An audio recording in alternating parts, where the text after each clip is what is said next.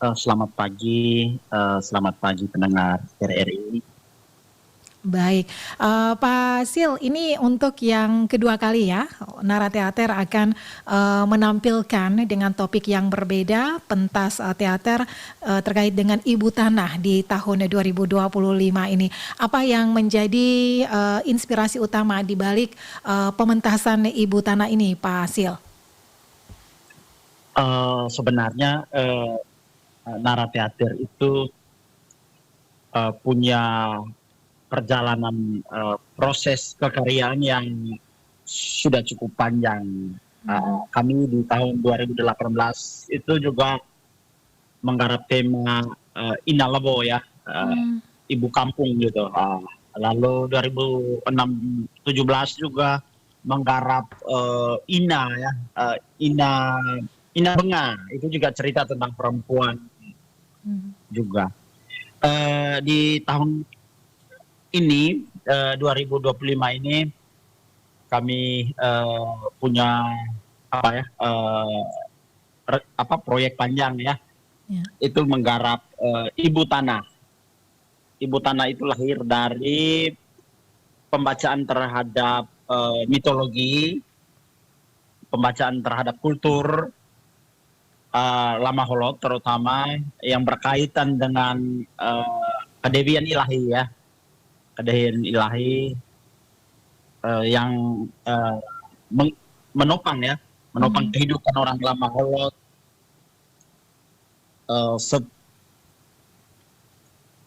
menopang kehidupan orang Lama Holot. Minta maaf ada sedikit ini supaya problem video ini Baik. bisa membaik. Ya.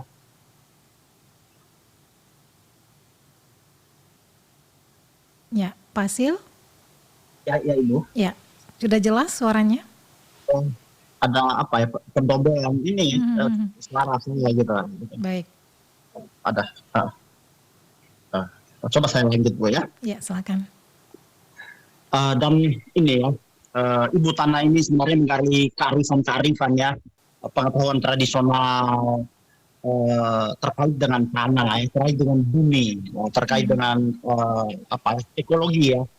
Dan ini merupakan pembacaan kami terhadap konstruksi teks atau pentas Ibu Tanah ini merupakan kontrateks ya, perlawanan teks terhadap narasi Paji Demo, itu cerita perang tanpa akhir di masa lalu yang terjadi di bumi Lama Holot ya.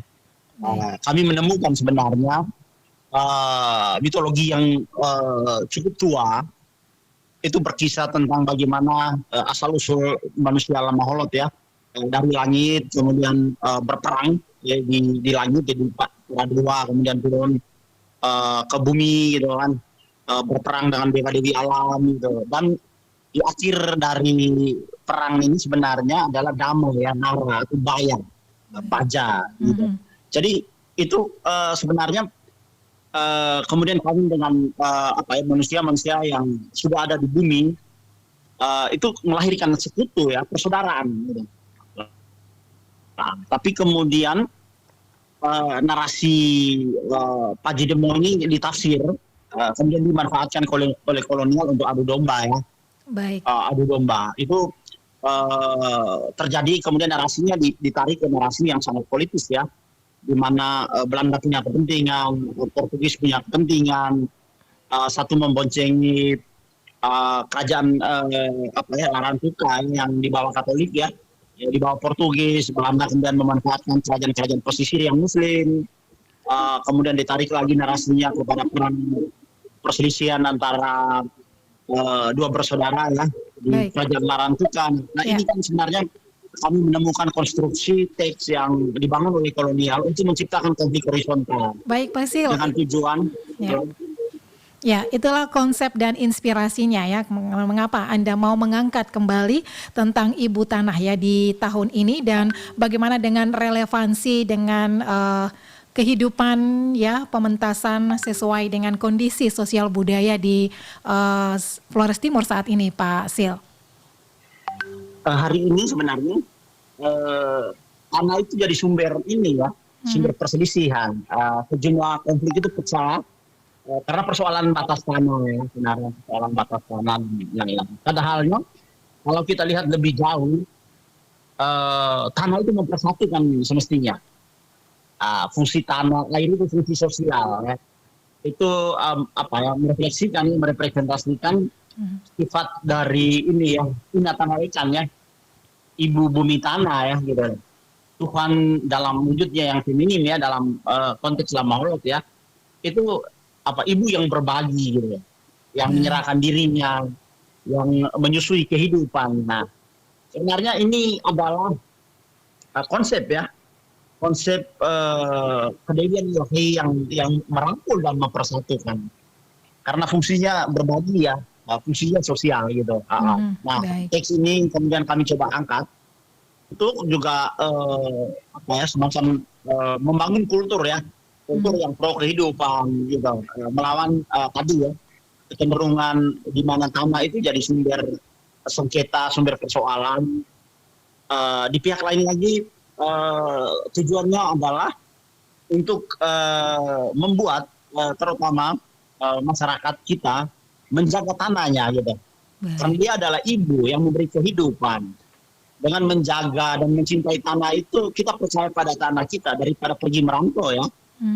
Pergi merantau, menjadi kuli kasar di tanah orang, kemudian meninggalkan juga persoalan sosial ya, karena rata-rata orang yang merantau itu sudah berkeluarga, berdampak pada pendidikan anak, harmoni rumah tangga, banyak persoalan yang tumbuh di sana. Padahal kita punya tanah yang sebenarnya kita harus percaya padanya. Ketika dijaga, ditekuni, diolah, dirawat dengan baik, percaya dia akan juga memberi kehidupan kepada kita. Karena juga kami melihat juga ketika kita pergi keluar ya, mencari hidup di tanah orang, sementara misalnya orang-orang Jawa, orang-orang Minang, orang-orang Makassar misalnya datang mencari penghidupan di tanah tempat kita hidup ya. Baik, pengalaman kita.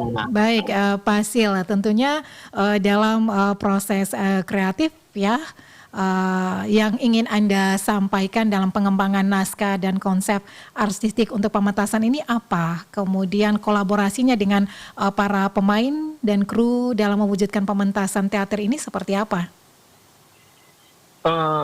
Jadi pertama, dalam konteks garapan ini, saya bersama aktor-aktor saya itu mengajak mereka ya, belajar bersama petani ladang, kemudian bersama nelayan, tukang ojek, pedagang, gitu kan, pelaku ritual ya, penenun, pengrajin, maestro sastra lisan, untuk mencerap pengalaman akan penyuluhan ibu tanah. Pengalaman penemuan tersebut itu dapat berupa kisah, kita dapat kisah, bisa berupa nyanyian, mantra, gerak, produk-produk kerajinan, pengalaman bertani, dan itu akan dibagi bersama dalam proses aktor ya. Dan kami juga akan berlatih di ladang, kemudian di pantai, di bukit, sebagai jalan penyatuan ya, dengan irama kehidupan semesta ya, dengan ibu tanah. Jadi pertama ini harus jadi pengalaman aktor dulu, dan kemudian hasilnya dari proses ini akan jadi penemuan teks bersama. Kami akan jahit teks bersama, cari bentuknya, kemudian kami akan membawa dan mementaskannya di sejumlah wilayah ya, di Flores Daratan, di Pedenangan, di Solor dan Lembata, sebagai jalan berbagi. Pertunjukan itu pertemuan dan terakhir ya, ada pengalaman yang kami bagikan melalui pertunjukan ini, sehingga kita bisa mengalami kemurahan tanah kita. Kita bisa mengalami kebaikan tanah kita, karena kita perlu menjaganya, merawatnya, memanfaatkannya sebaik-baiknya untuk kehidupan kita. Baik, Pak Sil. Nah, ini dalam persiapannya untuk tahun ini rencananya kapan dipentaskan? Dan sejauh ini bagaimana untuk persiapannya? Kami sudah melakukan sejumlah diskusi riset gitu ya, dalam pekerjaan penggarapan. Memang ini musim hujan jadi Iya. sambil mungkin di bulan 2 akhir 3 itu kami sudah mulai berlatih Hmm. sambil berproses. Rencananya kami mengharapnya mementaskannya di bulan 6 ya, 6 akhir sampai bulan 7 gitu di Hmm. sejumlah titik ini. Ya, ini rencana kami, semoga bisa terjawab dengan baik gitu. Baik, apakah ada kolaborasi dengan para seniman atau komunitas lain untuk bisa pengembangan teater ini, Pak Sil? Sebenarnya Naratif Teater ini adalah kumpulan orang-orang yang juga sebagian besarnya punya komunitas gitu. Hmm. Jadi Naratif Teater ini dibentuk awal untuk sebenarnya membiarkan kreativitas gitu. Jadi Baik. kami membantu mendorong anggota-anggota untuk membangun komunitasnya, membentuk kelompoknya dan itu. Jadi sebenarnya sambil berjalan kami punya sistem ya. Ada yang guru kemudian mengembangkan teater di sekolah-sekolah, mengajar anak-anaknya. Ada yang mengajar ekstrakurikuler, ada yang punya kelompok teater di rumahnya gitu. Jadi memang cukup beragam gitu. Dan kami berproses dan coba juga berkomunikasi ya, mengkomunikasikan gagasan-gagasan ini, menularkan kreativitas dan mengajak terutama teman-teman untuk memanfaatkan kesenian terutama teater itu sebagai jalan penggalian ya jati diri kultural kita, pembacaan realitas sosial, politik, ekonomi, sejarah, budaya kita, tapi juga menjadi wahana atau corong untuk kritisisme publik ya. Bagaimana kita juga mengkritisi sejumlah persoalan yang bagi kita tidak semestinya, dan berharap dengan demikian kita juga punya kemampuan untuk melakukan koreksi, perbaikan, melihat refleksi ya, untuk mendorong ya kehidupan yang berkembang ke arah yang lebih baik. Lebih baik ya, oke. Nah, pesan khusus yang ingin disampaikan melalui cerita ini dan harapannya seperti apa? Silakan Pak Sil. Pesan khusus ya, pertama kita harus bisa berani membongkar narasi kolonial ya, yang tercapak di tubuh kita, di kesadaran kita, di sistem kita ya.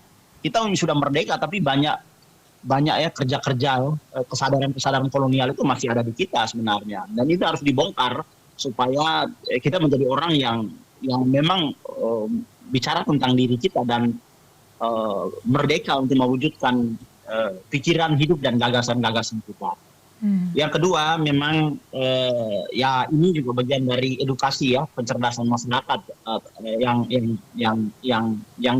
kita mau juga dorong ya. Dan berikut ini ya untuk kohesi sosial ya, bahwa kita hidup cenderung kultur politik hari ini juga cenderung membuat pecah belah ya. Padahal kita hidup harus selalu membangun itu ya, kekeluargaan, persaudaraan, soliditas kolektif. Dan penting juga saling topang ya, dalam kehidupan ini kita perlu saling topang karena kita punya keterbatasan. Saling topang itu memungkinkan barter pengetahuan, kebutuhan, dialog dan lain-lain itu bisa berjalan. Dan berikut ya, yang ini saya kira penting, itu mendekatkan kembali generasi hari ini dengan tanahnya gitu, dengan gitu. Itu yang dengan lautnya gitu, dengan langitnya gitu. Saya pikir ini yang penting ya dari pertunjukan ini yang mau kami sampaikan kepada publik. Baik, terima kasih Pak Sil ya. Semoga prosesnya berjalan baik, aman dan lancar, dan juga bisa dipentaskan ya di bulan Juni atau Juli dengan baik juga ya. Oke, sukses Pak Sil untuk Pak Sil dan juga teman-teman Naratif Teater yang ada di Flores Timur. Ya, terima kasih, semoga sukses. Ya, terima kasih Pak Sil. Selamat pagi. Pagi.